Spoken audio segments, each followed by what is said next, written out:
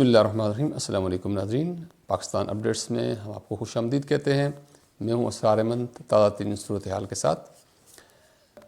P D M کی جماعتوں نے پہلے تو مذاکرات کا ڈول ڈالا اور آئی تھنک اس وقت ہمیں لگ رہا ہے کہ یہ دھوکہ دینے کی کوشش تھی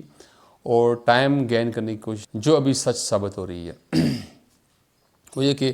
ابھی تک عدلیہ مخالف مہم جاری ہے اور اب نیا بیانیہ بلڈ کیا جا رہا ہے۔ آپ اندازہ یہ کریں، اس میں سپریم کورٹ کا بھی کچھ قصور ہے، بلکہ زیادہ قصور ہے۔ وہ یہ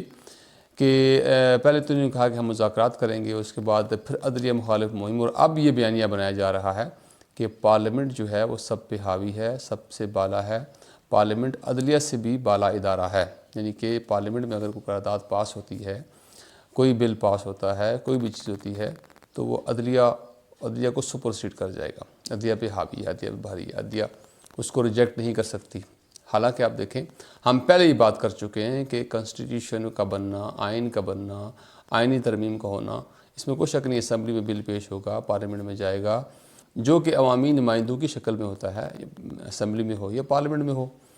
تو اگر 2/3 اکثریت سے وہ بل پاس ہوا ہے، اس کے بعد وہ پارلیمنٹ میں جاتا ہے، اس کے بعد صدر اس میں سائن کرتا ہے، تو رول بن جاتا ہے، قانون بن جاتا ہے۔ اب وہ قانون اور رول عدلیہ کے پاس جاتا ہے، عدلیہ اس کی محافظ ہے،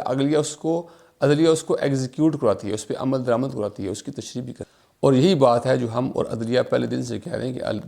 کہ عدلیہ قانون کی محافظ ہے، اس کی کسٹوڈین ہے، اس کی ایگزیکٹو باڈی ہے، وہ اس کو ایگزیکیوٹ کرواتی ہے۔ اگر اس کی کوئی خلاف ورزی کرتا ہے، اس پہ نہیں چلتا، تو عدلیہ عمل کرواتی ہے، اس پہ چلاتی ہے۔ اسی طرح آئین میں یہ بات درج ہے کہ جب اسمبلیاں تحلیل ہوگی، کوئی ایک اسمبلی بھی تحلیل ہو جائے، تو 90 دن کے اندر نگران حکومت جو ہے بنائی جائے گی، اور نگران حکومت جو ہوگی وہ 90 دن کے اندر وہ انتخابات کروائے گی۔ لیکن اب آپ کے سامنے معاملہ ہے، اس طرح زرداری صاحب کی آپ خواہش دیکھیں، وہ بھی سامنے آئی ہے۔ زرداری صاحب کی خواہش یہ ہے کہ بلاول کو وزیر اعظم میں دیکھنا چاہتا ہوں۔ ٹھیک ہے، اچھی خواہش ہے آپ کی۔ اب اس والے سے دیکھ لیں زرداری صاحب کی چالاکی اور عیاری، کہ انہوں نے کیا کیا، وزارت اہم ہم لے لی لیکن آگے نہیں آئے، رسک نہیں لیا، بدنامی کا دبا اپنے ماتھے پہ نہیں لگنے دیا، اپنے چہرے پہ نہیں لگنے دیا۔ ابھی پچھلے دنوں نے کراچی میں بات کرتے ہوئے پریس کانفرنس میں کہا کہ ہماری حکومت نہیں ہے، ہم پالیسی ساز نہیں ہیں، ہمارے پاس کچھ وزارتیں ہیں، بس ہم اس گورنمنٹ کا حصہ ہیں لیکن ہم پالیسی ساز نہیں ہیں۔ انہوں نے اپنے آپ کو ہمیشہ سیف رکھا۔ پی ایم ایل این کو تو انہوں نے ان کا جنازہ نکالا، برکس نکالا، اور وہ خود بھی ان کو کوئلوں کی دلالی میں گھسنے کا شوق تھا، وہ گھسے، اور اب انہوں نے جو کچھ کیا، جو کچھ ملک کے ساتھ انہوں نے کیا، جو 70 سال سے کر رہے ہیں۔ 30 سال اقتدار کو انجوائے کرنے والی پاکستان مسلم لیگ نون ہے، اور 20 سال سے اوپر لگ بھگ پی پی پارٹی بھی اس ملک میں اقتدار حاصل کرنے والی، اقتدار کو انجوائے کرنے والی ہے۔ اب 50 سال اقتدار کے بعد ان خاندانوں کی دولت کا حساب لگا لیں،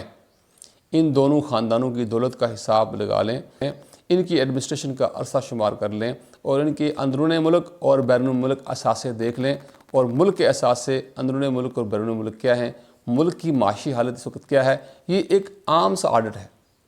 یہ عام سی ایک بیلنس شیٹ ہے، یہ عام سا ایک ٹرائل بیلنس ہے۔ انسان چیک کر سکتا ہے کہ یہ خاندان اس ملک کی وجہ سے کہاں پہنچے، اس ملک کے وسائل کو استعمال کر کے، حکومتی مشینری کو استعمال کرتے ہوئے، حکومت کے اقتدار کو انجوائے کرتے ہوئے انہوں نے کیا کچھ کمایا، کیا کچھ بنایا، اور کیا کچھ اپنے آئندہ آنے والی نسلوں کے لیے کیا کچھ انہوں نے چھوڑا ہے۔ لیکن پاکستان کو کہاں لا کر کھڑا کر دیا ہے، اس کا سوال ان سے کون پوچھے گا۔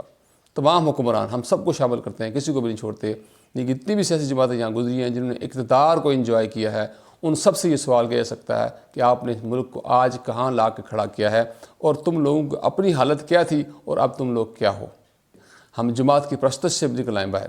ہم آئیڈیالوجی سے، اس گندی آئیڈیالوجی سے باہر نکل آئیں، اس سے باہر ہٹ کے ہم ذرا سوچیں، ہم ذرا آڈٹ کریں، ہم اپنے گریبانوں میں جھانکیں، اور ان کو بھی کہیں کہ آپ اپنے گریبانوں میں جھانکو کہ ملک کو آج کس صورتحال سے آپ نے دوچار کر دیا ہے۔ تو ذکر ہو رہا تھا زرداری صاحب کا کہ انہوں نے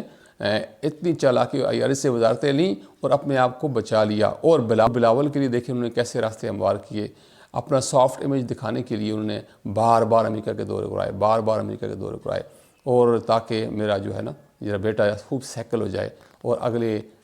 اور نیکسٹ ٹائم اقتدار سنبھالنے قابل ہو جائے۔ اور ایسی باتیں چل بھی رہی تھی، بلکہ ابھی تو یہ کہا جا رہا ہے کہ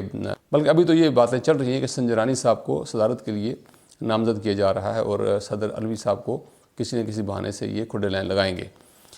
اس کے علاوہ اس کے ساتھ ساتھ دیکھیں آپ کہ بہت ہی افسوسناک حادثہ جو پیش آیا سوات میں سی ٹی ڈی کے مال خانے میں جو دھماکہ ہوا، اور اس کے بعد کیا صورتحال بنی، 17 شہادتیں ہو چکی ہیں، لیکن ابھی بھی کچھ افواہیں چل رہی ہیں، کچھ بیانڈ دا کرٹن یہ چیزیں چل رہی ہیں کہ بھئی کسی تنظیم نے دھماکے کی ذمہ داری قبول کی ہے، لیکن جو آفیشیل بیانات ہیں وہ یہ ہیں کہ نہیں، یہاں پہ بارودی مواد پڑا تھا اور اس میں شارٹ سرکٹ کی وجہ سے آگ لگ گئی اور سارے دھماکے ہوئے ہیں، اور جناب بہت بڑا ذرا نئی بلڈنگ بنی تھی اور بہت بڑا نقصان ہوا وہاں پہ۔ لیکن اگر یہ دھماکہ ہوا ہے تو ہم تو بڑے پریشان ہیں کہ دیکھیں چیف جسٹس کی گھر بھی محفوظ نہیں ہے، آڈیو لیکس ہو رہی ہیں، لوگوں کی پرسنل ذاتی ویڈیو بن رہی ہیں، تمام حساس اداروں میں بیٹھے ہوئے لوگ، گورنمنٹ آفیشلز ہوں یا جو سیاسی پارٹیز کے رہنما ہیں، سیاسی کارکن ہیں، ان کی گھروں کے اندر کی ویڈیو بن رہی ہیں، آڈیو لیکس ہو رہی ہیں، لیکن ہمارے سیکورٹی ادارے اس کام میں لگے ہوئے ہیں۔ ادھر نہیں پتہ ان کو کہ ملک کے اندر دشمن کیا کچھ چالیں کر رہا ہے، دشمن نے کتنی بارودی سنگیں ہمارے نظریات کو اڑانے کے لیے، ہماری اس آئیڈیالوجی کو، پاکستان کی آئیڈیالوجی کو، نظریہ پاکستان کو اڑانے کے لیے، برگشتہ کرنے کے لیے کتنی کچھ مائنز بچھا لی ہیں، اور اس قوم کو اجاڑنے کے لیے، اس قوم کو تباہ کرنے کے لیے، پاکستان کو تباہ کرنے کے لیے، پاکستان کو ٹکڑوں میں تقسیم کرنے کے لیے دشمن کتنی کچھ نظریاتی سرنگیں بچھا چکا ہے۔ ہمارے اداروں کو اس کا کوئی خبر نہیں ہے، ہمارے اداروں کو اس کی کوئی علم نہیں ہے، ہمارے ادارے اس میں ناکام کیوں ہیں، اور ہمارے ادارے اس بارے میں نوٹس کیوں نہیں لیتے۔ لوگوں کی ذاتی زندگیاں، پرائیویٹ زندگیاں بھی محفوظ نہیں ہیں۔ یہ سیکیورٹی اداروں کے لیے ایک بڑا سوال ہے، جو اپنا کامیابی کا ڈھول، جو ہمیشہ یہ کہتے ہیں کہ جو ہمیشہ اپنی شارپنس کا جو ہمیشہ اپنی شارپنس اور اپنی تندہی اور اپنے آپ کو باخبر رہنے کا ہمیشہ کہتے ہیں کہ ہم جو بہت باخبر ہیں، ہم بہت ایکٹیو ہیں، لیکن صورتحال یہ ہے کہ معاملات بہت خراب ہو رہے ہیں، دھماکے تیز ہو رہے ہیں، دشمن اندر گھس چکا ہوا ہے، دشمن ملک توڑنے پہ آمادہ ہے، اور وہ کہاں پہنچ چکا ہے اس کا اندازہ آپ یوں کر لیں کہ اب ہمیں وہ دشمن کہاں تک پہنچ چکا ہے۔ اب ہمیں فیس سیونگ کے لیے بھی کہنا پڑتا ہے کہ بھئی یہ دھماکہ جو ہے یہ کوئی خودکش حملہ آور نہیں تھے، یہ دہشت گردانہ حملہ نہیں تھا، بلکہ یہ شارٹ سرکٹ کی وجہ سے دھماکہ ہوا ہے۔ یہ بڑا سوال ہے ہمارے لیے، اور اس کی جلد از جلد انویسٹیگیشنز ہونی چاہیے۔ اور صورتحال اب زرداری صاحب کا ہمیں پتہ ہے کہ انہوں نے جب رجیم چینج آپریشن ہوا تھا، کس طرح انہوں نے MNAs کو جا کے سندھ ہاؤس میں بند کر دیا اور اپنی ذمہ داری لے لی تھی، اور پھر خرید و فروخت ہوئی۔ ہارس ٹریڈنگ کے تو وہ ماہر ہیں، سیاست میں عیاری، چالاکی، یہ مفاہمتی پالیسی دراصل ان کی عیاری ہے، ان کی یہ چالاکی ہے، یہ کوئی سیاسی اسٹریٹجی نہیں ہے یہ۔ پھر ناظرین ایک اور بات انڈر دی ہینڈ چل رہی ہے، وہ یہ کہ شہباز شریف سنا ہے کہ ووٹ آف کانفیڈنس دینے والے ہیں۔ اس حوالے سے ان سے سوالات بھی پوچھے گئے، لیکن انہوں نے ڈینائی کر دیا، کیونکہ یہ خاص ترجمان ہیں، فیملی ترجمان کہہ لیں یا سیاسی ترجمان کہہ لیں، انہوں نے تو انکار کیا ہے۔ لیکن جو ایسی چیزیں ہوتی ہیں یہ انڈر ہینڈ ہی رکھی جاتی ہیں، ان کو خفیہ رکھا جاتا ہے تاکہ ہارس ٹریڈنگ ہو سکے، لوگوں کو خریدا جا سکے، تیزی سے ہم خرید فروخت کر سکیں، کیونکہ سپریم کورٹ نے ان کو کہا تھا کہ منی بل آپ نہیں پاس کر سکے، منی بل اگر آپ نہیں پاس کروا سکے، اس کا مطلب آپ اکثریت کھو چکے ہیں، اور یہ وزیر اعظم کے لیے بڑا الارمنگ ہوتا ہے، اور آپ نااہل ہو سکتے ہیں۔ اور یہ نااہل ہو سکتے تھے شہباز شریف صاحب، کیونکہ انہوں نے کہا منی بل ہمارا پاس نہیں ہوا جی، تو اس کا صاف مطلب ہے کہ آپ سادہ اکثریت کھو چکے ہیں۔ جب آپ اکثریت کھو چکے ہیں تو پھر آپ ووٹ آف کانفیڈنس دیں۔